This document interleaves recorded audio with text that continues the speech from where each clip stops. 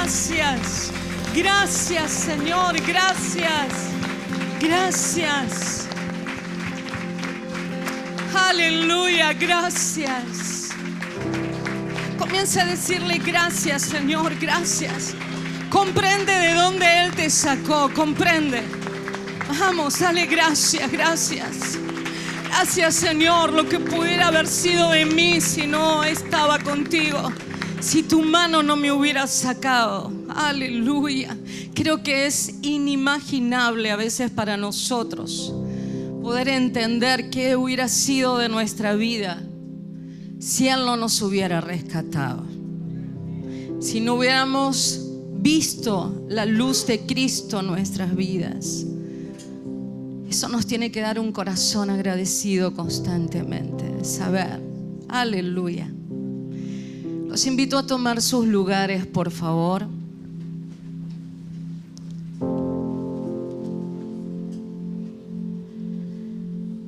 Abriré las Escrituras para que nos sentemos a los pies de la palabra y a la voz de la palabra escrita. Y en el día de hoy vamos a abrir las Escrituras en 2 de Samuel, en el capítulo 2, versículo 1. Dice así su palabra. Después de esto aconteció que David consultó a Jehová diciendo: ¿subiré a alguna de las ciudades de Judá? Y Jehová le respondió: sube. David volvió a decir: ¿a dónde subiré?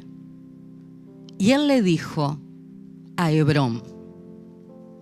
David subió allá y con él sus dos mujeres, Ahinoam, jezreelita, y Abigail, la que fue mujer de Nabal, el de Carmel.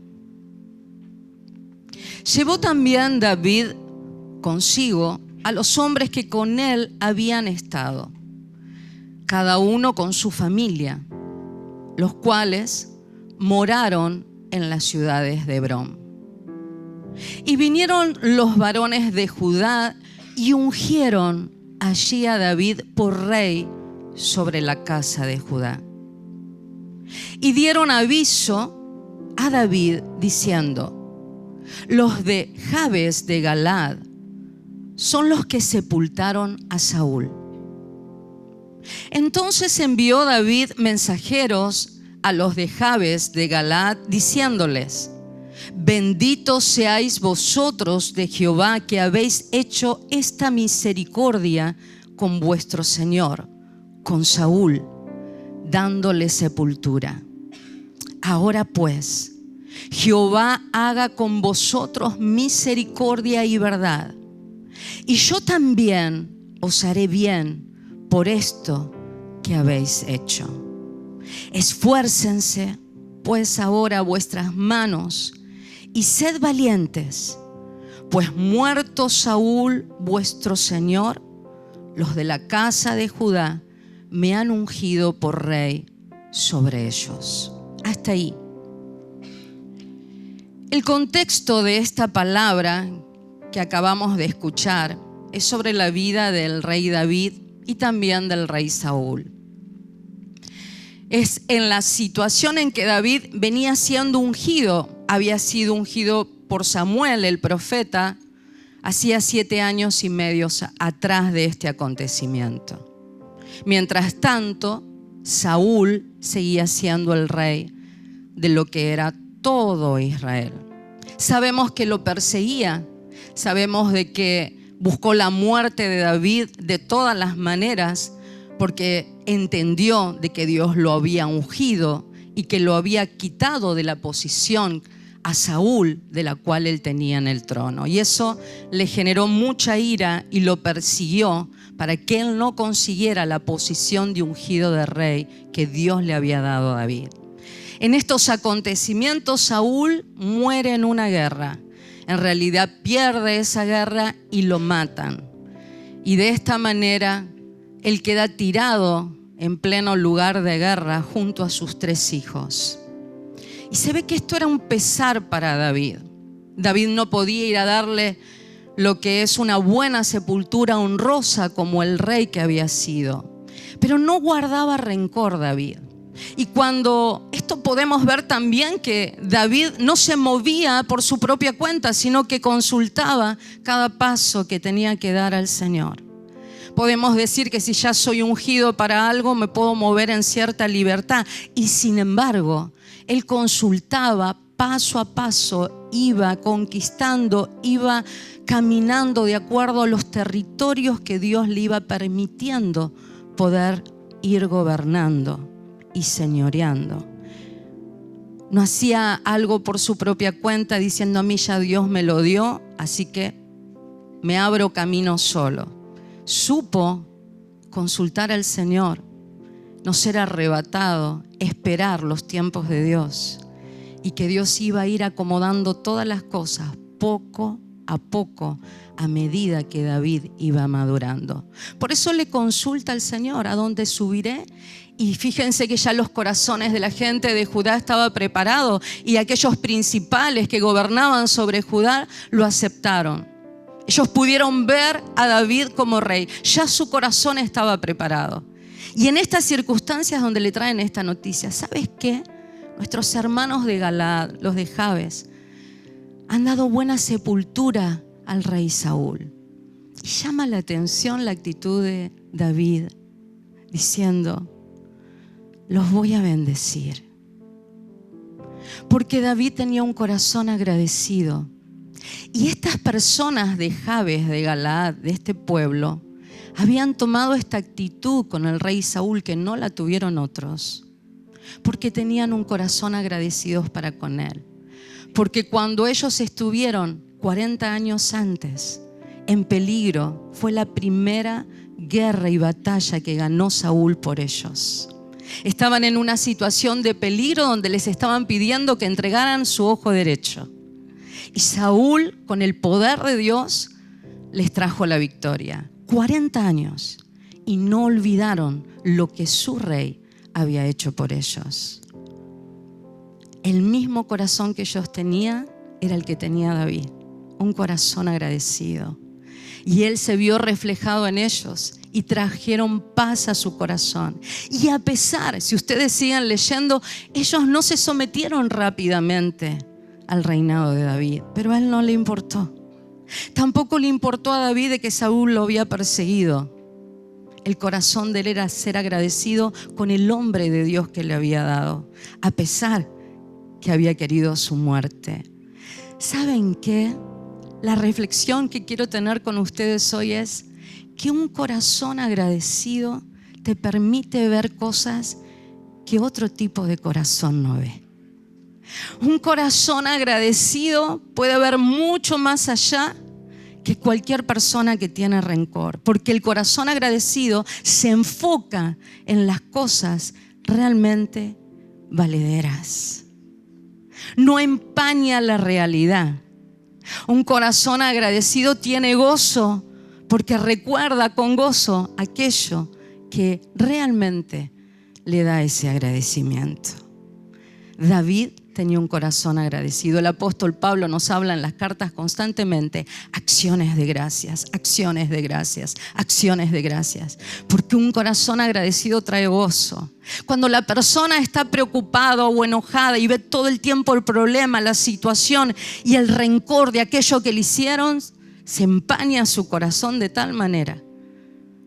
En cambio, aquel que siempre está recordando con un corazón agradecido y humilde, tiene gozo en su ser y puede disfrutar y decir: yo no sé lo que está haciendo hoy Saúl, pero reconozco que él fue mi rey y Dios lo puso. Yo no sé cuántos errores ha tenido, pero estoy agradecido porque recuerdo lo que ha hecho por mí. Que hoy puedas tener un corazón agradecido primeramente al que merece el primer agradecimiento. Es aquel que murió en la cruz por tu vida y te posicionó como hijo en él. Siempre un corazón agradecido te hará de una manera que los problemas se correrán y permitirás que el gozo del Espíritu more en tu corazón. porque Dios lo que busca son corazones agradecidos. Te invito a cerrar tus ojos y puedas examinar en tu corazón, ¿cómo estoy? ¿Estoy enojado, con rencores, viendo todo lo malo todo el tiempo, todo oscuro? ¿O realmente refresco mi corazón y recuerdo y hago memoria con agradecimientos? Gracias, Señor. Gracias por darme la vida. Gracias por lo que pude conquistar en ti hoy. Gracias, Señor. Gracias. Dale gracias por las pequeñas cosas y dale gracias por las grandes cosas.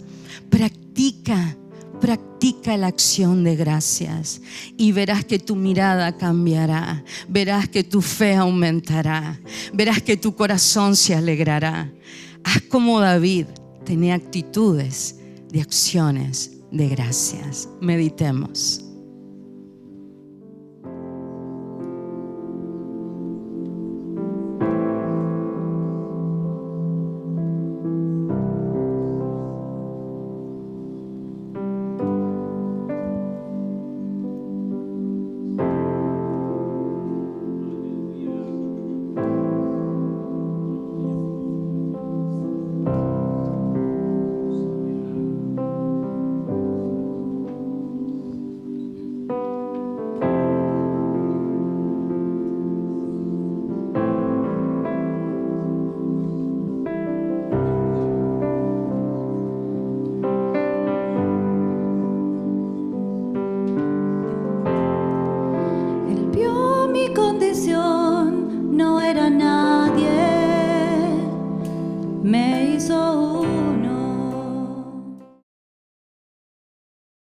Tome su lugar, tome su asiento, por favor, y vamos a comenzar con los que nos escuchan a través de la radio y también para los que van a tener este videíto en YouTube. ¿Qué le parece si damos un lindo aplauso honroso al Señor, pero también celebrando a aquellos que comparten con nosotros la reunión y la celebración de la mesa del Señor?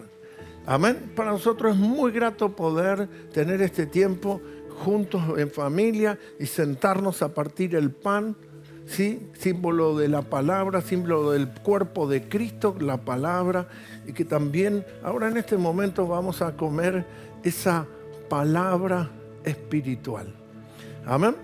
Y que esa palabra es lo que nos da vida a nuestro espíritu, y por medio de esa palabra es que nosotros estamos vivos, porque no solo de pan vivirá el hombre, sino que el hombre vive de toda palabra que procede de la boca de Dios. Amén. Yo quiero leerle primero dos relatos, y los dos relatos van a ser los dos primeros una figura. O sea, ¿qué sería una figura? Sería como que no nos revela todo, pero nos muestra en una manera gráfica de cómo Dios quiso enseñarnos, como cuando hay veces se le enseña a los pequeños a través de cartulinas, de dibujo, de imágenes.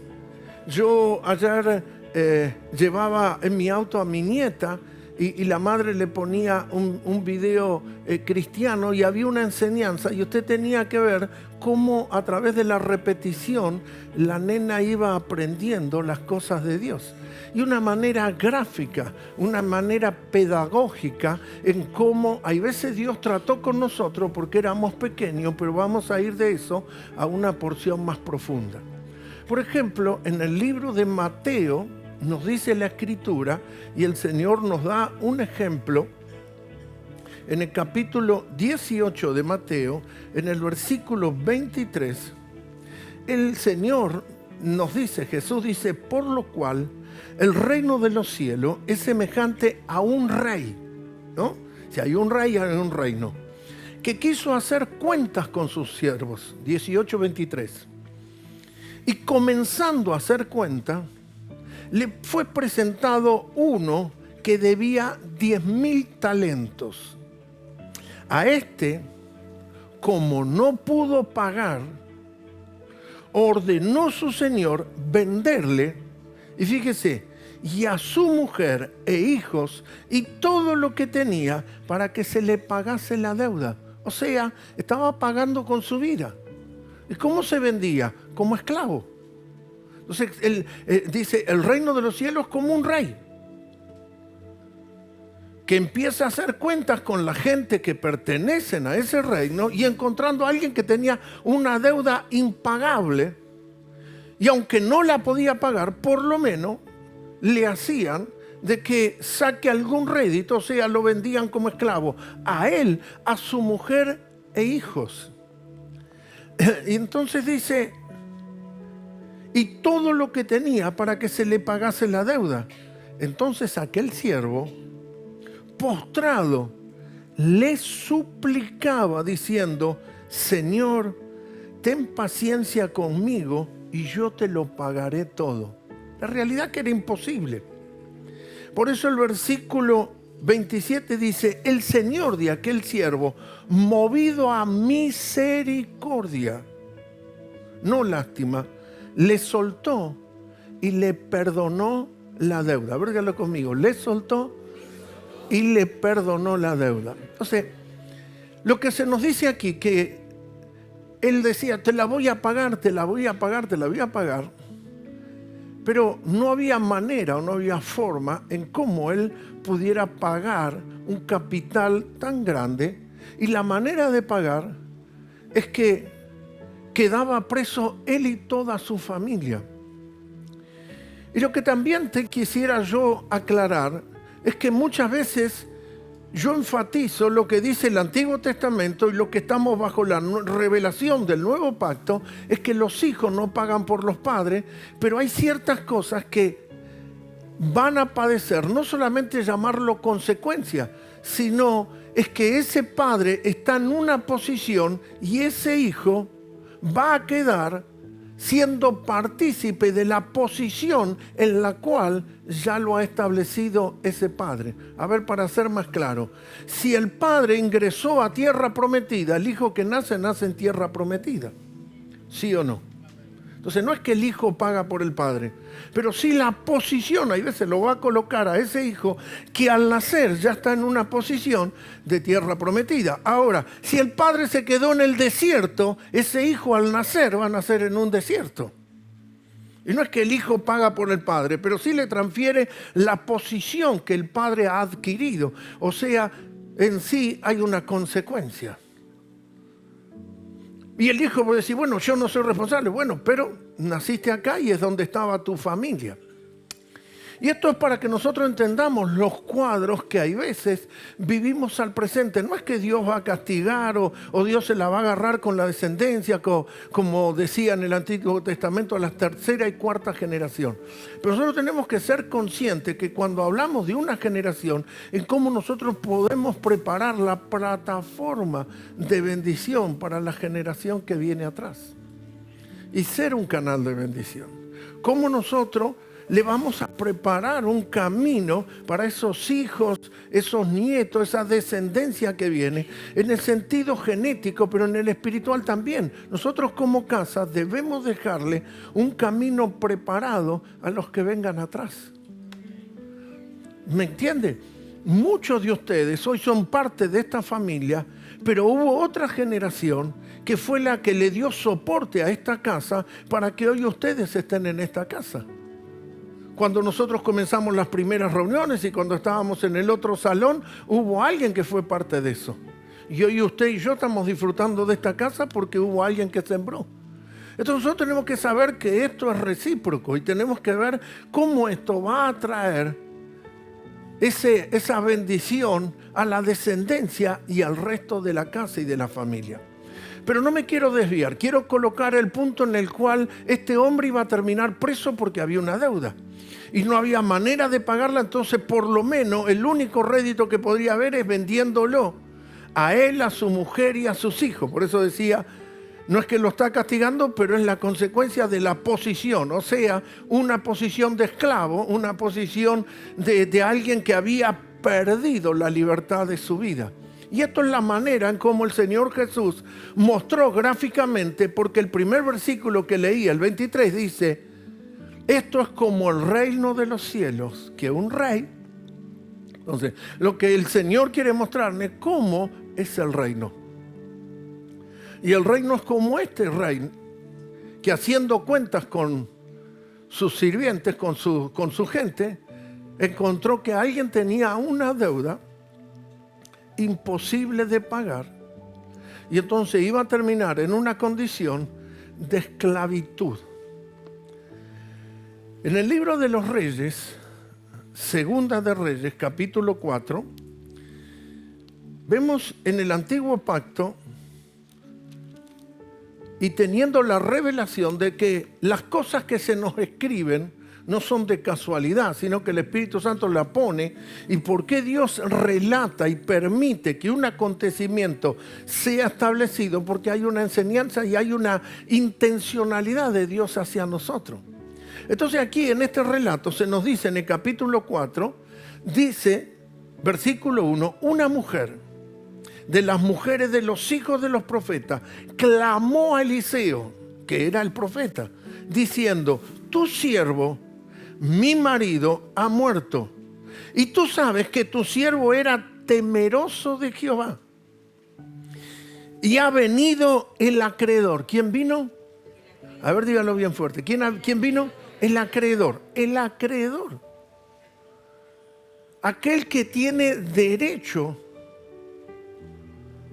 porque ha tenido el acceso sobre tu posesión, porque es un acreedor, porque has entrado en un crédito con él. Proverbio lo dice de esta manera: el que pide prestado es el esclavo del que le presta. Simple y sencillo. El que pide prestado es esclavo del que le presta. Entonces dice, vino el acreedor para tomarse 2 hijos míos por siervo. Y Eliseo le dijo, ¿qué te haré yo? Declárame qué tienes en casa. Y ella dijo, tu sierva ninguna cosa tiene en casa, sino una vasija de aceite. Él le dijo, ve y pide para ti vasijas prestadas de todos tus vecinos, vasijas vacías, no pocas. Entra luego y enciérrate tú y tus hijos y echan todas las vasijas, y cuando una esté llena, ponla aparte. Y se fue ella y cerró la puerta, y encerrándose ella y sus hijos, y ellos le traían las vasijas y ella echaba del aceite. Cuando las vasijas estuvieron llenas, dijo a un hijo suyo, tráeme aún otra vasija. Y él dijo, no, hay más vasija. Entonces cesó el aceite.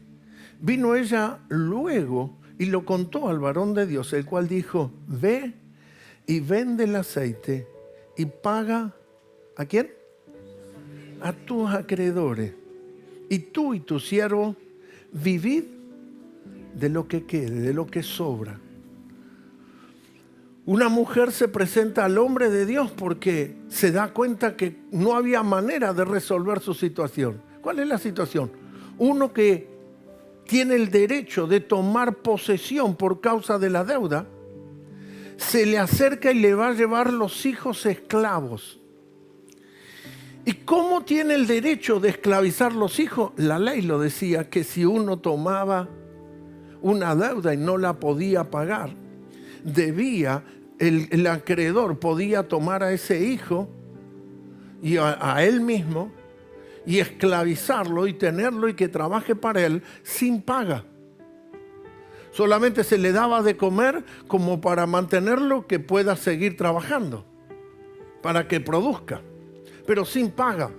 O sea, una vida donde no tiene derecho a soñar o a pretender algo personalmente, porque es un esclavo, porque el esclavo está supeditado al dueño. Jesús le habló cuando la multitud lo seguía y los fariseos le hablaban de que Él era el pan que había descendido del cielo, Jesús le habló de la esclavitud. Y ellos dicen, nosotros nunca fuimos esclavos de nadie, somos descendientes de Abraham. Y Jesús le dijo que eran esclavos del pecado y que eran hijos de perdición, o sea, en un estado perdido de esclavitud. Su posición era la esclavitud. Disculpen. Entonces, ¿cuál es la posición de un esclavo? No hay manera de comprar su propia vida, porque ¿de dónde va a obtener el recurso? ¿Cómo él va a adquirir bienes para poder comprarse a sí mismo si él no cobra por lo que hace? Él no puede decir, trabajo acá de 8 a 10 y después voy a la granja del vecino y trabajo otro día. No, su vida le pertenecía al hombre que era el dueño. No había manera de salir de la esclavitud, no había manera de salirse de esa posición de esclavo. Ahora, tenga toda esta figura. Aquí se presenta una mujer al profeta. La mujer es una figura de la iglesia. Y esta iglesia tiene hijos esclavos porque está endeudada. Y la Biblia nos habla acerca de que el diablo es el ladrón, el usurpador, el acusador. Una iglesia que viene y le presenta al varón de Dios, dice, tengo los hijos en un estado de esclavitud. Y el acreedor tiene el derecho de llevárselo. Ayúdame a salir de esta situación. Liberame de esta situación. Entonces, ver la figura y tener la revelación de cómo una iglesia puede estar en una posición de esclavitud. ¿Por qué una posición de esclavitud? Porque opera y funciona en una frecuencia en la cual es la incorrecta. Ahora voy a ir más claro a eso. El pueblo de Israel, en el libro de Éxodo y en los otros libros de la ley de Moisés, estableció un pacto. En realidad Dios hace un pacto con Israel. Y todos sabemos que Israel no cumplió el pacto. Y usted sabe que un pacto es una obligación entre dos o más personas. Y aquí estaba la obligación entre Dios, que es fiel y cumple, e Israel, que es la nación entera, reunida como un solo hombre, que no cumplió y le falló a Dios. O sea, quedó en una posición de esclavo.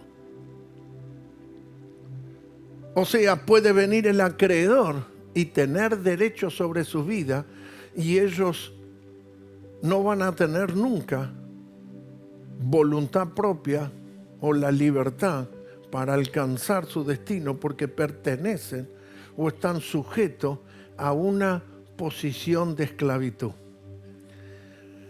Venga conmigo al libro de Gálatas. Le dije que los dos primeros eran figura. Gálatas capítulo 4. Primero vamos Efesios. Efesios capítulo 2.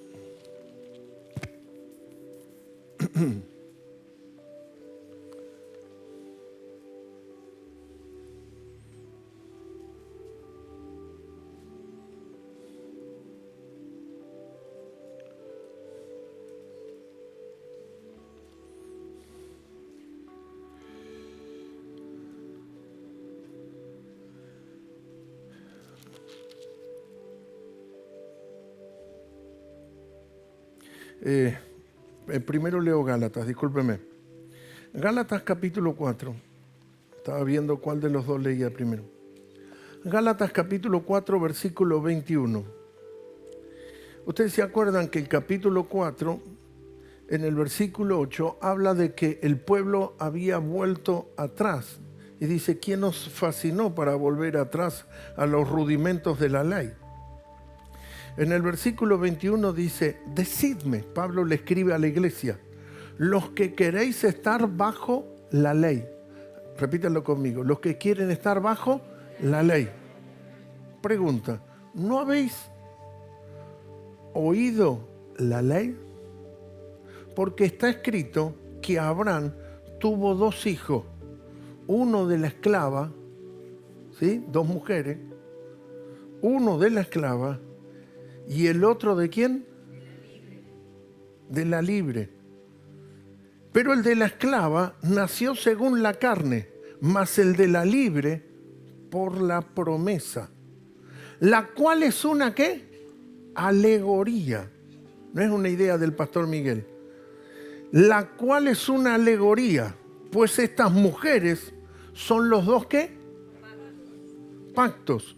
Uno proviene del monte Sinaí, el cual da hijos para esclavitud. Este es Agar, la figura de una mujer, la figura de una iglesia, monte Sinaí.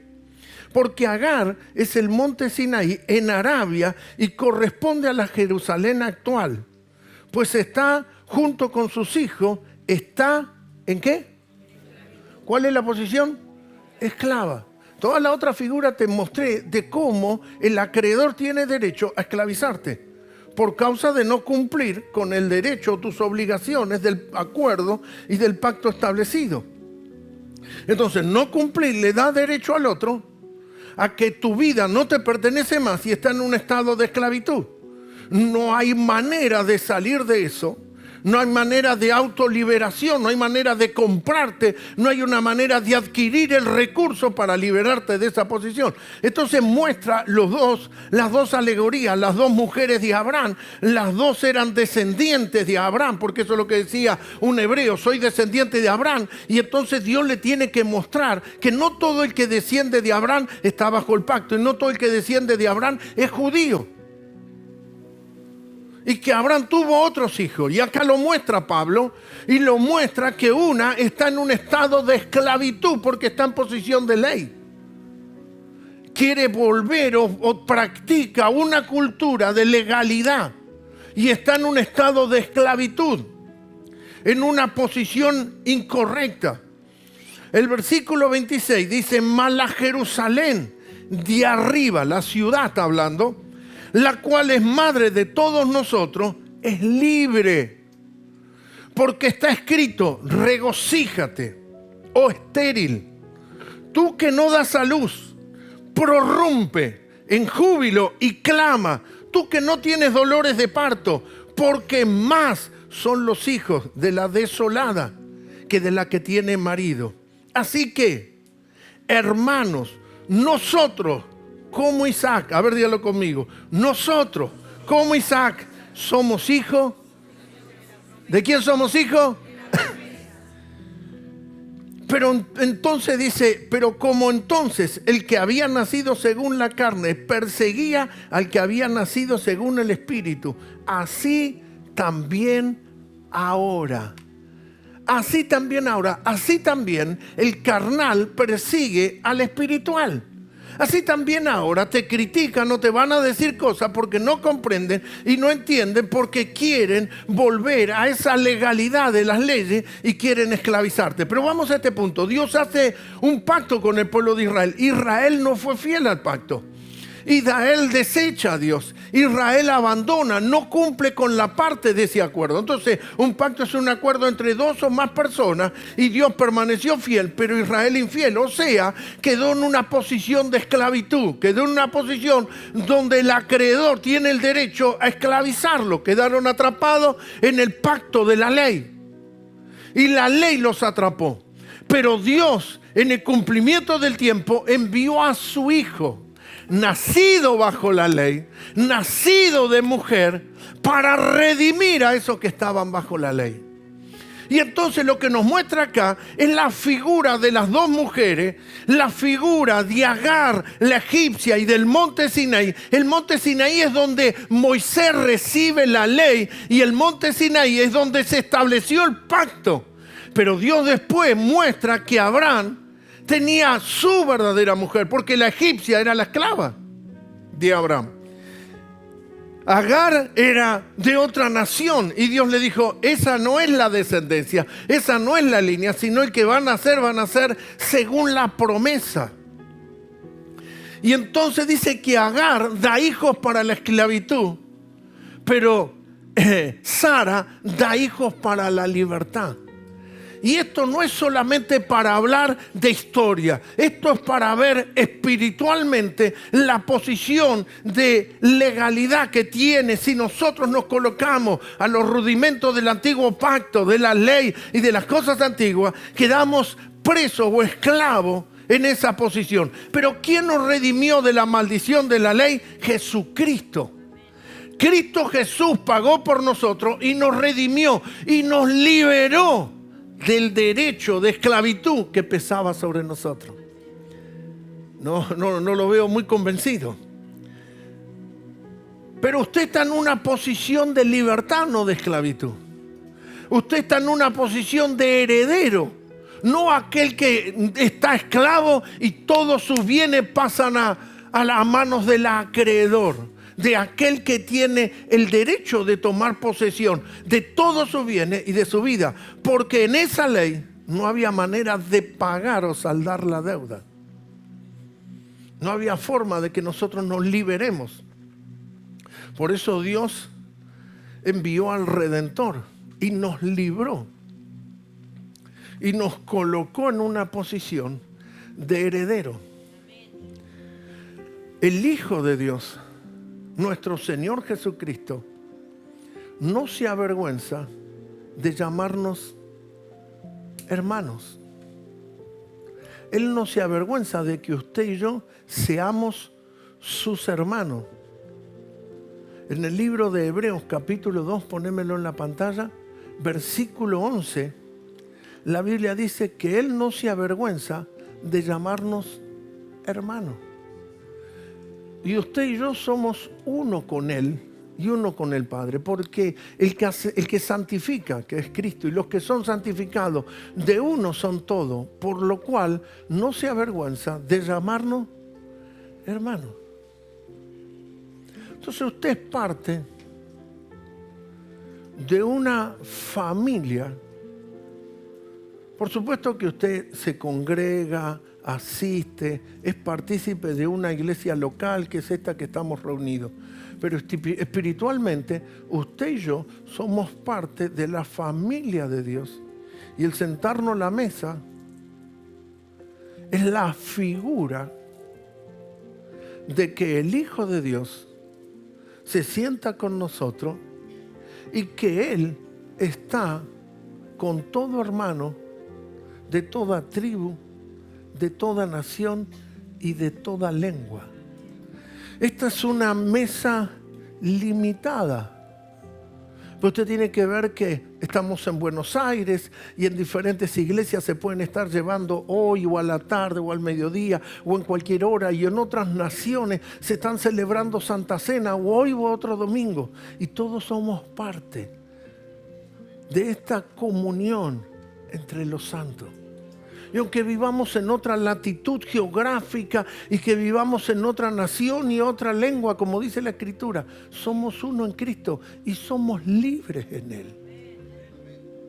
Y si nosotros somos hermanos de Él, por eso somos coherederos juntamente con Él. ¿Cuál era la herencia de un esclavo? La esclavitud. Porque ni aún el hijo que le nacía al esclavo era libre, porque nada de lo que produce y tiene el esclavo le pertenece. O sea, si ese amo se llevaba a la mujer y al hombre, y ese hombre y esa mujer producían un hijo, ese hijo era esclavo. Por eso la alegoría es bien clara. Dos iglesias, una del monte Sinaí y una de la promesa. Las dos tuvieron intimidad con Abraham, pero una desde una posición de esclavitud, la otra recibió la promesa y vive bajo la libertad y produce hijo libre, y el otro produce hijo esclavo. Pues hay personas que todavía siguen esclavizados, siguen sujetos y tienen que depender de muchas cosas porque el acreedor tiene derecho. Pero cuando nosotros hemos recibido a Jesús como nuestro Redentor y nos redimió de toda condenación y nos redimió de la ley del pecado y de la muerte y nos da vida en Cristo Jesús, y ahora tenemos la ley del Espíritu que toma lugar en nosotros. Y esta es la vida que tenemos como hijos de Dios.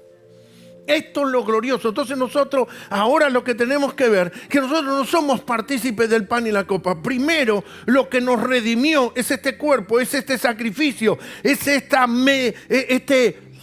medio, porque Él es mediador de este pacto. Aquel nos esclavizó, pero este pacto está establecido sobre promesas gloriosas y extraordinarias. Y no hay esclavitud porque somos herederos de ese pacto. Entonces usted tiene que ver cómo aquel atrapó en esclavitud, pero esto te coloca en libertad y en una herencia gloriosa. Y que eres parte de esa familia. Ahora sí vamos a Efesios capítulo 2, versículo 11. El versículo 11 dice: por tanto, acordaos que en otro tiempo vosotros, los gentiles, o sea, el pacto fue hecho con el pueblo de Israel, con los hijos de Abraham. Entonces Pablo dice: acordaos que en otro tiempo vosotros los gentiles, en cuanto a la carne, eras llamado incircuncisión, por la llamada circuncisión hecha con mano en la carne. Y en aquel tiempo estabais como sin Cristo. A ver, dígalo conmigo: sin Cristo. Alejados de la ciudadanía de Israel. ¿Qué tiene que ver la ciudadanía?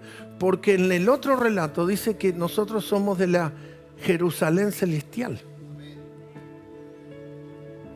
de una ciudad y habitantes de esa ciudad santa.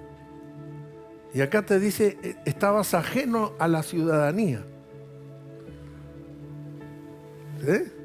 Y ahora somos ciudadanos de la Jerusalén celestial. Dice: estabas ajeno a la ciudadanía de Israel. ¿Y ajeno a qué? A los pactos de la promesa. Entonces no estábamos presos, pero tampoco había un pacto con promesa. Sin esperanza y sin Dios en el mundo. Entonces, aquellos que no eran judíos no estaban esclavos, pero estaban sin pacto, sin esperanza y sin Dios. Pero ahora, en Cristo Jesús, vosotros que en otros tiempos estabais como lejos, habéis sido hechos cercanos por la sangre de Cristo. Versículo 14. Porque Él es nuestra, ¿qué? La paz que yo te doy, dijo Jesús, nadie te la puede dar. Paz es la restauración del orden.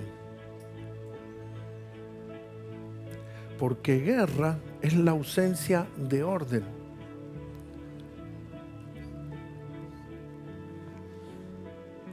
Que de ambos pueblos hizo uno, derribando la pared intermedia de separación, aboliendo en su carne, derriba en su carne las enemistades. ¿Y qué derriba?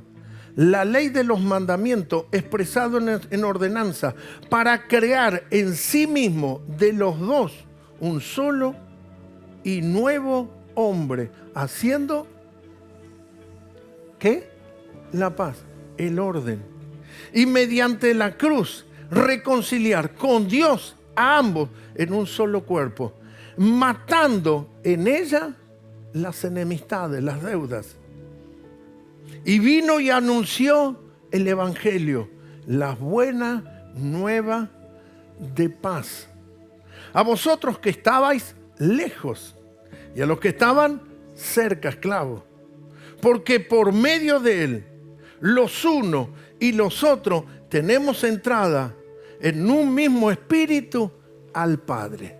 Denle un aplauso bien fuerte al Señor.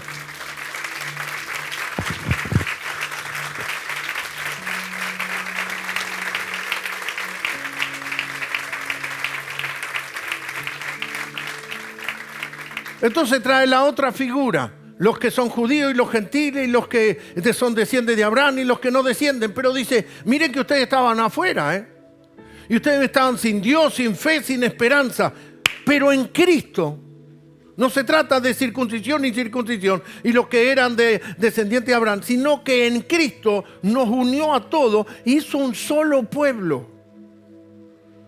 Y establece esa unidad, y en el Hijo y a través del cuerpo de Cristo tenemos entrada al Padre es a través de Cristo y es en Cristo que nosotros estamos. Por eso Él dijo de una manera tan simple y sencilla: separados de mí nada podéis hacer. ¿Cómo nosotros, primero, vamos al primer punto, cómo nosotros podemos ser libres del acreedor? Solamente Cristo nos ha hecho libres. Solamente Él saldó la deuda. Yo sería imposibilitado de salvarla. Por eso hay personas que dicen: yo trato de hacer buena letra, yo no le hago mal a nadie. Imposible de redimirte. Imposible de la autorredención y la autoeliminación de la esclavitud. Ningún esclavo puede autoliberarse. Tiene que venir alguien y pagar la deuda. Y aunque el esclavo diga: voy a trabajar y me voy a esforzar, no, porque cuanto más trabaje, más le rendís al que tiene dominio sobre tu vida, porque todo lo que produzca le pertenece al acreedor. Solamente hay paz y libertad y una herencia entre los santificados. Y esto no es manipular ni atrapar a nadie, es que la Biblia dice que usted y yo tenemos una herencia entre los santificados. Entonces usted no piense en las cosas de este mundo, ni las corrientes de este mundo. Nosotros tenemos que ver que en Cristo Jesús y a través de Cristo nosotros tenemos entrada por su cuerpo al Padre en Cristo Jesús. ¿Qué nos representa esto? Estos son porciones de pan sacadas de esa masa para que cada uno coma su parte y sepa que ahí está recibiendo a Cristo que está dentro tuyo y que por este sacrificio nosotros hacemos memoria y en esa memoria nos damos cuenta que somos todos hijos de Dios. Y que aquí no hay posiciones ni privilegios, todos estábamos fuera, todos estábamos esclavos, todos estábamos sin fe, sin esperanza, sin Dios. Pero Dios en su infinito amor y misericordia nos reunió en su Hijo. Y en su Hijo nos dio la posición de herederos gloriosos, herederos, hijos de Dios. Por eso Proverbio lo dice de esta manera: los justos heredarán la tierra. En realidad dice: la descendencia de los justos heredará la tierra. A ver, repítanlo conmigo: la descendencia de los justos. ¿Qué es la descendencia de los justos? Los hijos del justo Hijo de Dios. Los hijos somos los herederos. Los herederos no es este mundo. Dice: vos sabés que se quedó con lo mejor. No, quédate, tranquilo. Y vos sabés que me perjudicó, la verdad que salí perjudicado por haber sido honesto, por haber sido fiel a Dios, me dañó, me causó un perjuicio económico, un perjuicio familiar. Tranquilo, usted es el heredero. El otro está en una posición de esclavitud, está sirviendo al amo nada más. Pero usted pertenece al Rey de Reyes y Señor de Señores. Y usted pertenece al autor y dador de la vida. Y la luz vence las tinieblas. Así que usted va a terminar en victoria, porque usted es el heredero. Y lo que heredan las cosas son los hijos de los justos hijos. Aleluya, del justo Hijo de Dios. Porque te lo dice claramente y todo te está hablando. ¿Qué dijo Jesús? El reino de los cielos, vamos al primer relato que leímos, es semejante a un rey que llamó y empezó a hacer cuenta. Y de pronto alguien le debía mucho y no había manera de pagar y iba a meter preso a él y toda su familia. Pero le rogó y movido a misericordia lo dejó ir libre. Esa es la figura nuestra. La misericordia de Dios tomó lugar. Y ahora la redención es la que nos hizo libres. Fuimos redimidos y rescatados de la vieja, vana manera de vivir. Esclavos al pecado, esclavos al mundo, esclavos del diablo y ahora libres en Cristo Jesús. ¿Cómo no celebrar una Santa Cena? ¿Cómo no disfrutar comer ese pan y recordar y decir: gracias por esa obra redentora? Gracias por tu cuerpo en la cruz del Calvario que me ha hecho libre. Y ahora una porción de ese cuerpo va a estar en mí. Y eso es la figura de que tengo la vida de Cristo dentro mío. Y el Hijo de Dios no nació bajo el orden de la esclavitud. Él cumplió la ley. Y en Él están cumplidos la ley, los mandamientos y los pactos, para liberar a los que estaban bajo la ley y hacer de los dos un solo pueblo y reunirnos en el Hijo. Y nosotros ser esa nación santa, ciudadanos de la Jerusalén celestial, y hacer la paz y vivir en paz, o sea, traer el orden. El orden. ¿Y cuál es ese orden? Venga a nosotros tu reino. Hágase tu voluntad en el cielo como en la tierra. Y traer el orden del cielo, ¿sí? El orden del cielo a esta tierra. Y donde no tiene nada que ver ni el sistema, ni la cultura, ni las leyes de este mundo. Nosotros pertenecemos a otro reino. Por eso Jesús ante Pilato dijo: mi reino no es de este mundo. Nuestro reino, nuestra familia, nuestra ciudadanía no es terrenal, sino de la Jerusalén celestial. No es de la que está en Medio Oriente. No es de esa geográfica que está allí en la batalla con la Franja de Gaza, sino es la que pertenece, la celestial, y la que está hoy vigente. Y nosotros somos ciudadanos de esa nación. Y somos los ciudadanos libres en Cristo Jesús. Amén. Inclina su cabeza, cierra sus ojos. Nosotros tenemos que saber que antes estábamos excluidos, estábamos fuera de la promesa y fuera de los pactos. Pero ahora estás en una familia junto a los hijos de la fe y siendo partícipe de una herencia gloriosa. Por eso la copa es la figura de la sangre derramada, pero también la copa es el sello de un pacto sobre mejores promesas. Así que ahora nuestro pacto está establecido en esa sangre.